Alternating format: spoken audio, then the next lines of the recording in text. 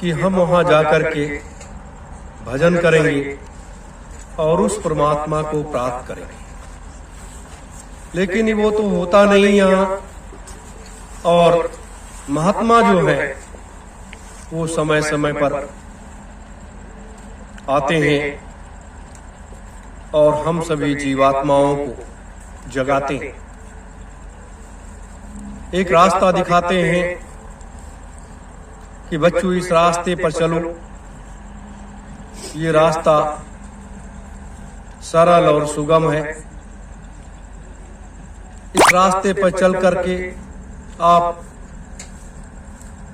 आत्मा और परमात्मा के भेद को समझ सकते हो, उस परमात्मा को प्राप्त कर सकते हो, और जहां आपका असली घर है आप वहां जा सकते हो। और ये भी वो बताते हैं कि ये तो किराए का मकान है, थोड़े समय के लिए आपको मिला है, और जिस दिन किराया देना हम बंद कर देंगे उस दिन इस हाड़ मांस के शरीर से ये जीवात्मा अपने घर को चली जाएगी। श्वासों की पूंजी खत्म हुई, जीवात्मा अपने घर को चली गई। ये हमारे महात्माओं ने, मनीषियों ने, संतों ने बड़े विस्तार से बताया है। लेकिन इस मृतलोक की भी एक विभा है। इस मृतलोक में तमाम ऐसी शक्तियों को तैयार किया गया कि जब कभी इस मृतलोक पर किसी प्रकार से कोई मुसीबत आए, कोई परेशानी आए, कोई तकलीफ आए, तो ये शक्तियां उन मुसीबतों को, उन परेशानियों को, उससे हमें राहत दिलाएंगी और उन कष्टों को दूर करेंगी। इसीलिए अपने यहां कहा गया कि 33 करोड़ देवी देवताओं की उपाधि दी गई, उन शक्तियों की उपाधि दी गई, और तमाम दैवी शक्तियां और देवताओं की शक्तियों को अलग अलग व्याख्यानों में हमारे महात्माओं ने बताया और उसे ग्रंथों में लिखा गया। आज जैसे कल हनुमान जयंती है,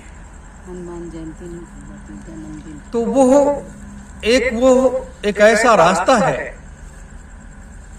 कि जब कोई शक्ति इस मृतलोक में आती है तो वो मां के गर्भ से ही आती है।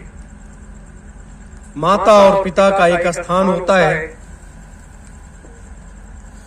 और वो स्थान ऐसी माताएं बड़ी भाग्यशाली होती हैं जिनके गर्भ से ऐसे देवता या देवियां या ऐसे महाप्रभु का आगमन होता है। तो यह इसीलिए कहा गया कि भारत वर्ष जो है ये सनातन परंपरा का एक देश है।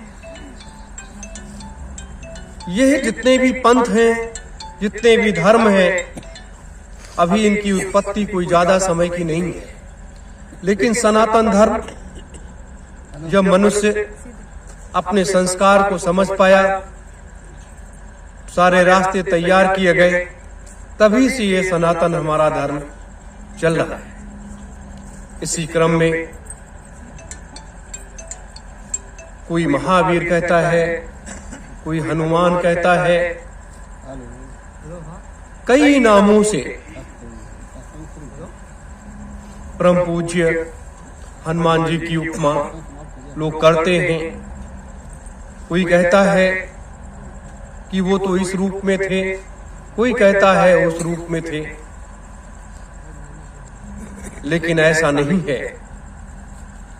ये जिस रूप को हम देखते हैं, जिस रूप को हम पूजते हैं, ये हमारे महात्माओं ने एक आकार खींचा, एक दिव्य रास्ते को तैयार किया कि इस तरीके से हमारे महावीर का, हमारे हनुमान जी का ये रूप था, ये उनके अंदर ये शक्तियां थी। लेकिन जंगलों में, पहाड़ों पे ऐसी जातियां थीं जैसे आज तमाम जातियों में, तमाम वर्णों में, तमाम भागों में लोग बटे हुए हैं। अपने भारत में ही लगभग 4700 के ऊपर जातियां हैं, 4700 के ऊपर जातियां हैं। उसी तरीके से ये सब जातियां थीं और सभी मनुष्य के रूप में थे और इस मृतलोक में अवतार लिया उन्होंने। और ये भी कहा गया कि हमारे पवन पुत्र जो है वो भगवान शिव के अंश थे। भगवान शिव की शक्ति उनके अंदर समाहित थी। देखिए, जब भी कोई शक्ति आती है इस मृतलोक में, जैसे श्री राम को आना पड़ा, लक्ष्मण को आना पड़ा, भरत और शत्रुघ्न को आना पड़ा, सीता माता को आना पड़ा, तो ऐसे करके ये सारी शक्तियां जब इस मृतलोक में आगमन हुआ, तो उसी क्रम में इन शक्तियों को पहले से भेजा गया कि आप वहां जाकर के इस तरीके से ऐसी ऐसी योजनाएं हैं, ऐसा ऐसा कार्य है और इस कार्य को आपको अंजाम देना। आज जितनी पूजा परम पूज्य हनुमान जी महाराज की होती है, उतनी पूजा राम की नहीं होती, उतनी पूजा कृष्ण की नहीं होती। जितने मंदिर हनुमान जी के हैं देश में और दुनिया में, उतना राम और कृष्ण के मंदिर नहीं है। ये है एक सेवक की पूजा प्रभु श्री राम ने कराया। ये कितनी बड़ी चीज है, कितनी बड़ी बात है।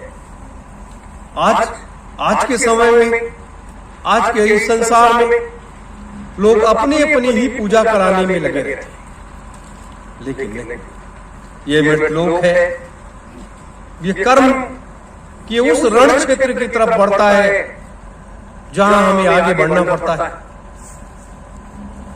जैसे कल पूर्णिमा की तिथि है, जिसे हम पूर्णमासी कहते हैं, वो तिथि है। कहा जाता है कि ये व्रत करने से सभी मनोकामनाएं व्यक्ति की पूर्ण हो जाती हैं। जो भी वो इच्छा करता है सत्य मार्ग का, सच्चे काम का, उसका पूर्ण हो जाता है। लेकिन ये सत्य है। अब इसकी पूजा किसने करा दिया? भगवान कृष्ण ने जब द्वापर आया, भगवान कृष्ण का आगमन हुआ इस मृतलोक में, और जो एक महाभारत की रणनीति और रूपरेखा तैयार की गई उस समय, और पांचों पांडवों को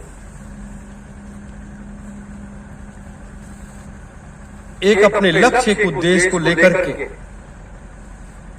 एक योजना के तहत जंगलों जंगलों भटकना पड़ा। ऐसी स्थिति में जैसा भगवान कृष्ण उनको रास्ता दिखाते रहे, वैसा वो लोग करते रहे। इसी निमिषा में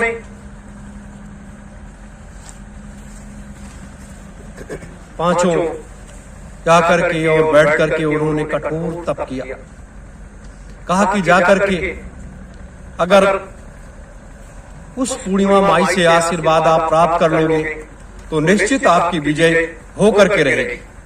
देखिए, बड़े बड़े राक्षसों से, बड़े बड़े धुरंधरों से आज अणुबम, प्रमाण बम, हाइड्रोजन बम, कीटाणु बम की लोग बात करते हैं। उस समय इससे कई 1 लाख गुना विज्ञान आगे था। आज तो कोई विज्ञान नहीं है। 1 लाख गुना विज्ञान उस समय का आगे था। लेकिन वो विज्ञान क्या था? वह अध्यात्म और धर्म के बीच का एक आधारित व्यवस्था थी। उनके अंतर में विज्ञान था, इन बालों में विज्ञान था, इन हाथों में था, इन शरीर में था, यानी सब में विज्ञान का एक रूप था। और आज उसी का दूसरा रूप लोगों ने बना करके दूसरा तैयार किया। जिस विज्ञान में आज हम आप जी रहे हैं, और जब यहां आकर के साधना में लोग लीन हो गए तो इंतजार करते करते थक गए। काफी समय के बाद जब पूर्णिमा मां ने दर्शन दिया और विजय श्री का आशीर्वाद दिया, उन शक्तियों को अपने अंतर में संचार जब कर लिया, तब युधिष्ठिर ने एक बात कहा कि हे मां, जाओ तुम कलिकाल में हर में बार बार आओगी। ये युधिष्ठिर का श्राप था, श्राप नहीं था। ये इस युग के लिए बहुत बड़ी चीज थी कि अगर हम उस युग के लोग ऐसा कर ले जाएंगे, इनकी मान्यता के, इनके महात्म को तैयार कर ले जाएंगे, तो इनको एक रास्ता मिल जाए, तो लोगों को एक रास्ता मिलेगा, लोग एक सत्मार्ग पर चलेंगे और लोगों के बिगड़े कार्य बनने लगेंगे और लोग सुखी और संपन्न होंगे, लोग निरोगी होंगे। इस तरीके से हमारे सनातन धर्म में हमारे मनीषियों ने, हमारे महात्माओं ने हर तरीके से व्यवस्थाओं को किया। आज इस कलिकाल में प्रत्येक माह इस पूर्णिमा की तिथि आती है, इस माह का आगमन होता है, लोग उसमें व्रत भी रखते हैं, हवन भी करते हैं, यज्ञ में आहुतियां डालते हैं और अपनी मनोकामनाओं को उस यज्ञ कुंड पर बैठ करके अपने अंतर में आत्मसात करते हैं और अंतर में प्रार्थना करते हैं कि हे मां, हमारे इस कार्य को आप पूर्ण कर दो। और मां उनके कार्य को पूर्ण करती है। इसीलिए हमारे यहाँ मां का स्थान सबसे ऊंचा दिया गया। इसीलिए हमने पृथ्वी को, इस पृथ्वी को जिस पर हम मल मूत्र त्याग करते हैं, जिस पर हम रहते हैं, जिससे हम उत्पादन करके अपने जीव को पार्जन करते हैं, अपने इस उदर को भरते हैं, इसको हमने माँ की उपाधि दिया कि ये पृथ्वी मेरी माँ है, ये देश भारत मेरी माँ है, जन्म देने वाली मेरी माँ है और गाय मेरी माँ है। तो इस तरीके से हमने अपनी माँ का महात्म का वर्णन किया। लेकिन जैसे आज शक्ति जगत जननी माँ को कहा गया, 9 देवियों को माँ का स्थान दिया गया, वैसे इस पूर्णिमा माता को माँ का स्थान दिया गया। हमने आद्या शक्ति का एक दूसरा रूप राम के साथ जब लगी, जिसको हमने माँ का स्थान दिया, उसको आज भी हम सीता माता के नाम से जानते हैं। तो जब जहां जैसी आवश्यकता पड़ी, वहां माँ का प्रथम अग्रभाग पूजनीय खड़ा हुआ और उसको एक रास्ता मिला। मेरे धर्म प्रेमी गुरु भाई बहनों, आज जरूरत हमें इस सत्मार्ग पर चलते हुए इसकी आवश्यकता है। आज हमें जरूरत पवन पुत्र हनुमान की भी है, जो इस आश्रम को, जब से ये आश्रम बना, अपने महापुरुषों ने उनकी जिम्मेदारी इस कलिकाल में यहाँ लगा दिया कि आप इस आश्रम की देखरेख करोगे और सारी व्यवस्था को आगे ले चलोगे। सोचिए, त्रेता में भी उन्होंने काम किया, द्वापर में भी काम किया और कलयुग में फिर इस कार्य की जिम्मेदारी उनको मिल गई। आज बहुत से संत मत में कहा जाता है कि देवी देवताओं की पूजा क्यों लोग करते हैं। देवी देवताओं की तो पूजा करनी नहीं चाहिए, लोगों को सीधे आत्मा और परमात्मा से मिलने का रास्ता तैयार करना चाहिए। और ये तमाम महात्माओं ने ऐसा किया। जैसे हमारा ये रोम है, हमारे शरीर में जितने भी छिद्र हैं, उसी तरीके से उतने देवी देवताओं का हमारे अंदर वास है। अगर वो अपनी शक्तियों को हटा ले तो मनुष्य निर्जीव हो जाएगा, मनुष्य कर्महीन हो जाएगा, मनुष्य कुछ नहीं कर सकता है, जिसका जीता जागता प्रमाण आज अपने लोगों के सामने। इसीलिए सबकी आवश्यकता, जो युग परिवर्तन करने आता है, जो इस व्यवस्था को बदलने आता है, वो सारे कार्यों को पूर्ण करता है, वो सारी शक्तियों को इकट्ठा करता है और सारी शक्तियों को इकट्ठा करने के बाद फिर वो अपने उस काम में लगता है, तभी वो कार्य हो सकता है।